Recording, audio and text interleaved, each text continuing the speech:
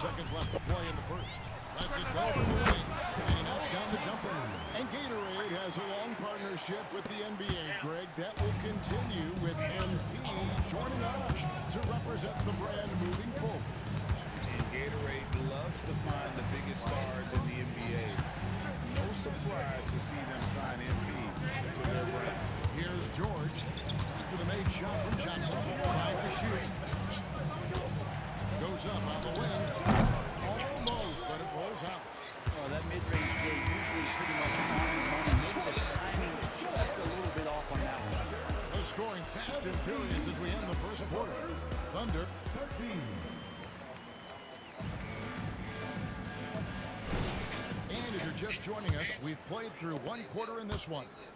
What stands out to you from Oklahoma City in this one? Stingy on the defensive end in that first quarter. They were just getting up into people. Just a great job, really, of making the game ugly, trying to muck it up a little bit out there. Wallace is out there with Johnson. Then it's Chet Holmgren. Then there's Wiseman. And it's Burks in at this small forward position. It's the lineup in the game for Oklahoma City. And with an update from the sideline, let's check in with David Aldridge. Thanks, Kevin. Well, big dog in the last matchup against New Orleans lit up the floor. He scored 22 points, and the energy he played with was amazing, willing his way to a double-double. They've been piling up win after win, and it's because of how efficient he's been for them. Kevin? Excellent, David. Thank you. Greg, how impressive was it watching him completely take over? Unstoppable. They won that game because of his effort and just his overall relentlessness. Going up against a team that had no answer for him. We'll see if it plays out the exact same way here tonight. And battling hard on the glass, they hold the advantage here so far. To the middle. That's in there. Johnson with the assist. Johnson's got 4 assists now tonight. And defensively, they're on their heels every time the ball comes inside. And two with it. Wallace covering. George. And Holmgren pulls it down. Holmgren's got rebound number 5 here tonight. He's not very hard to defend right now. This is when the defense might step back, let him try to find his range. Now, here's Burks. Wallace. Great ball movement there. Quarter number 2. We're about 2 minutes in. Here's Boston. Burks covering. Boston the pass to George.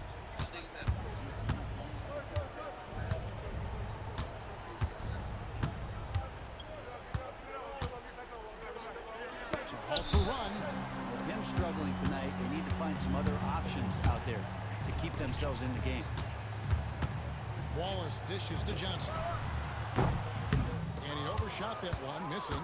Not a bad shot from the mid-range. The D's giving it to him, and he's usually got an eye in that kind of range. Pass to Boston. To the inside. It's taken away by Wallace. George against Johnson. Now the feed to Holmgren. Can't cash in from close range. Clippers trail by 11. Passes it to Boston. 1:57 left in the second quarter. That's his second foul, but not the end of the world. One more before halftime, though. That would change some things.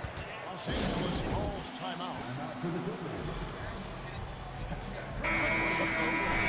James check in for Holmgren. Williams comes in for Burks. And Shea Gilgeous-Alexander subbed in for Wallace. Now, here's Zubac. Had a tough time getting anything going against the Bucks. He was a non-factor. Shoots from 14. And again, it's the Clippers missing. Just a solid performance on the interior. The rebounding has been off the charts. Johnson finds Wiseman. Here's Gilgeous-Alexander. And he makes good on the layup. Gilgeous-Alexander's got the lead up to 13 now for the Thunder. Gilgeous-Alexander, fantastic concentration. Here's Boston. He's guarded by Williams. to end the cold streak. Here's Zubac, and the dunk by Zubac. And that's a huge play. I mean, they need more like it because second chance points are going to be key in this game. Probably so. That's usually a crucial element to any comeback. Now here's Johnson. 6 points for him. Outside Williams, and out of bounds as the Clippers gain possession. And a chance now to see how teams are faring across the league. Here's the latest edition of the Power Rankings. You look at the team, they're moving on up, 4th spot in the rankings this time around. And right now, the Thunder, they're rolling. And we expected that. Lots of talent. The chemistry is there. And so is the unrivaled production. Los Angeles making a switch here. George is checked in. The Thunder leading by 11. Johnson surveying the floor. Wants to get it to Holmgren and does. That's in, coming off the assist from Johnson. Holmgren's got 6 in the quarter. That's a nice set, Chet. He's an ideal pick-and-roll partner. George passes to Highland. Over the corner, Brown. Outside, George. Pocket 6. On the wing. There's the pass for Christopher. Here's Zubac. And at last, they get one to fall.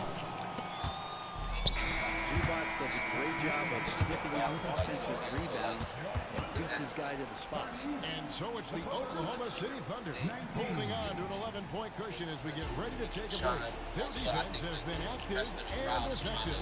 And we'll be back with you shortly.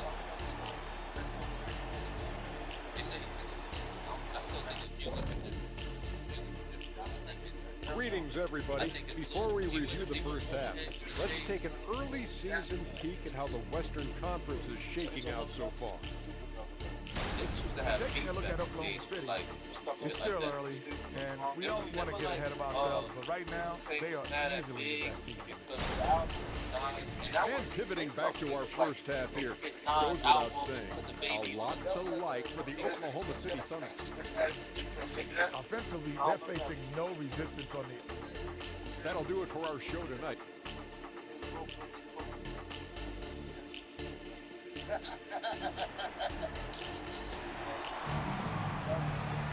And after a very lopsided first half, we'll see if things play out a little more evenly here in the second. Chet Holmgren has been sensational. He's been nothing short of a wall at the rim so far in this one, single-handedly providing great rim protection. Been aggressive to block shots, but also avoiding fouls. That's a heavy presence inside. Checking out the group for Tyronn Lue to start the second half. They've got Bones Highland on out there with Paul George. Then it's Ivica Zubac. And it's Christopher in at the shooting guard. Now, Brent, I've got to ask, now that the age of college basketball dynasties is more or less over, do you miss it? Yeah, I don't know so much if I've ever thought about it, Kevin, as dynasties, just so much as powerhouse teams that every year you see they're competing at the highest level in the NCAA tournament. So, not really. I love the open competition, and I love that players have a choice now to where it is that they can control where they're going to make the biggest contributions collegiately. Here's Christopher.